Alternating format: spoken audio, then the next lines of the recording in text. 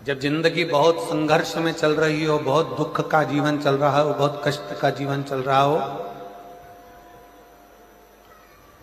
बहुत कष्टमय जीवन चल रहा हो, तब शमी के 5 पत्ते, शमी के 5 पत्ते एक दुर्वा के साथ एक अक्षत चावल का एक दाना,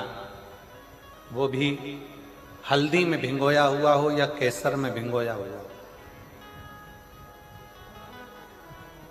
शमी पत्र 5, एक दुर्वा, एक चावल का दाना, जो दिल से हृदय से बेलपत्री के वृक्ष के नीचे पार्थिव लिंग का निर्माण कर कर मट्टी का शिवलिंग बनाकर प्रदोष काल में, मतलब शाम के समय पर शिवलिंग बनाकर उस पे जल चढ़ाकर, जो ये 5 शमी का पत्र, एक दुर्वा और एक चावल का दाना, अपनी कामना कर कर, जो दुख चल रहा है बाबा से विनय कर कर एक एक पत्ता जब समर्पित कर दे, फिर एक दुर्वा समर्पित कर दे, फिर एक चावल का दाना समर्पित कर दे और बाबा का वहीं पर पुनः विसर्जन कर दे, 3 महीना तो जाने दो, 15 दिन के अंदर वो दुख कटता जरूर है, चाहे कोई भी दुख, किसी भी तरह का दुख क्यों न। एक बेलपत्र के वृक्ष की परिक्रमा करने वाले को हजारों अश्वमेध यज्ञ का फल प्राप्त हो जाता है, हजारों अश्वमेध यज्ञ का फल प्राप्त हो जाता है। उसी तरह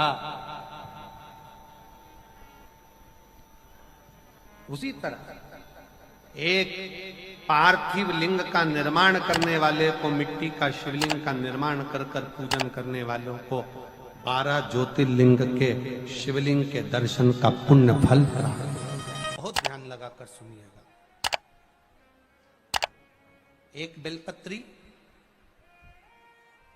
और उस बेलपत्री में एक चंदन की बिंदी और एक अक्षत का दाना मात्र रखकर भी अगर शिवालय पर चढ़ा दी जाती है, एक बेलपत्री, एक चंदन का बिंदी, और चंदन फिर निवेदन करेंगे। आज के जमाने में तुम लोग सब घिसा घिसाया, पड़ा पड़ाया, डब्बी का सामान ले लेकर, वो नहीं, चंदन की मुठिया रखो, थोड़ा सा भी घिसो, जरा सा भी घिसो, उसकी एक बिंदी और एक चावल का दाना, जब हम भगवान देवादिदेव महादेव को समर्पित करते हैं, अपनी कामना कर कर समर्पित करते हैं, तो निश्चितता है, पुराण की कथा कहती है, शंकर भगवान उसका फल शीघ्र प्रदान कर देते हैं। भले आपने कुछ करा ना करा, उसका फल तुम्हें मिल जाए। में जाना, लोटा भरकर जल समर्पित करना, और कभी तुम्हारे जीवन में अगर तुमको लग रहा है कि मैं दुखों से पीछा छूट ही नहीं रहा, तब उस जगह पर बेलपत्री के मध्य भाग में पीला चंदन, ये जो पत्ती है और ये 2 पत्ती हैं, ये बड़ी पत्ती और ये बीच की जो 2 पत्ती हैं, इसके बीच में जो डंडी का भाग रहता है, जो बीच में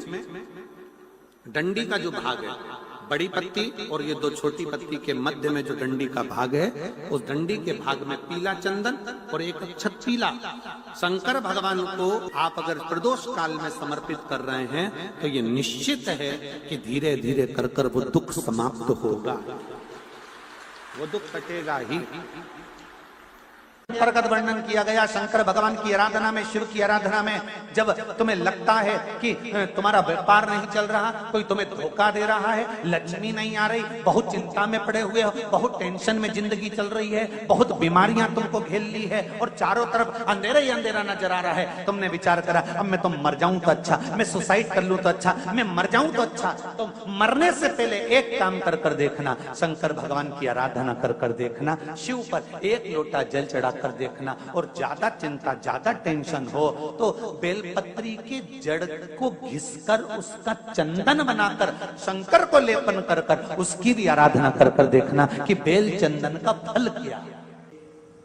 बेलपत्र, एक बेल, ये कोई साधारण नहीं, एक बेलपत्र एक बेल, ये कोई साधारण नहीं, एक बेल। इसकी नीचे की डंडी से लेकर ये दो पत्तियां जहां लगी हैं और दो पत्ती से लेकर ये बीच की जो पत्ती है उसमें जो गैप है, उसमें जो जगह है, दिख रही है आपको? ये दो पत्ती से लेकर बीच की पत्ती के बीच में जो जगह खाली रहती है, 33 कोटि देवी देवताओं विराजमान रहते हैं इस बीच की जगह में। जब शिव जी को चढ़ाया जाता है तब इस पत्ती के बीच की जगह शंकर के शिवलिंग पर रखा जाता है, तो शिव जी इतने प्रसन्न होते हैं कि मेरी स्तुति करने के लिए ये भक्त 33 कोटि देवताओं को लेकर आया है, मेरी स्तुति करने के लिए। लोग चावल लाए, लोग अंबारियां लाए, धन लाए, दौलत लाए, संपदा लाए, पर एक शंकर का भक्त ऐसा होता है जो एक बेलपत्री के रूप में 33 कोटि देवताओं को, 64 योगिनियों को, आदि शक्तियों को शंकर को समर्पित करता है। कितना सुंदर